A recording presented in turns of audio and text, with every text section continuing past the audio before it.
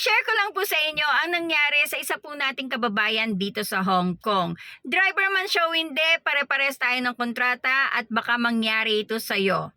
Si kabayan po ay isa pong driver at nagkaroon po ng financial problem ang kanyang amo. Kaya dumating yung time na kulang-kulang yung kanyang sweldo. So hindi siya makapag-terminate ng kontrata dahil sa mga previous niyang amo wala pa siyang natatapos na kontrata. So hindi siya makapag-terminate dahil nga baka hindi siya mabigyan ng visa. So ang ginawa niya, umabot ng 4 na buwan na kulang-kulang yung sweldo niya sa kanyang amo. So ang ginawa niya, ni-labor niya yung kanyang amo. Pagka-labor niya dun sa amo niya, nag-usap sila dun, yung amo niya hindi naman dininay na kulang-kulang yung kanyang napapasweldo sa kanyang employee. Ang ginawa ng labor, binayaran si kabayan. So, ang nabayad sa kanya, 54,000 ata. Yon, 54,000 lahat-lahat na yon.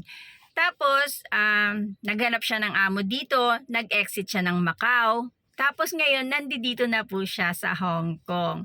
So, yung amo na lang niya ang magbabayad sa labor. Ang ganda po ng ng Hong Kong. Talagang pantay-pantay po talaga yung kanilang tingin nila sa mga tao. Mapa-helper ka man, mapamayaman ka man, kung mali ka, mali ka. At ibibigay nila yung para sa'yo.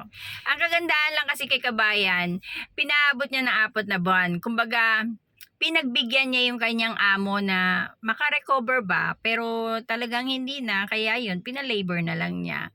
At okay naman silang naghiwalay. So yun guys, share ko lang ito sa inyo para just in case mangyari sa akin, mangyari sa'yo, meron tayong idea kung anong dapat nating gawin.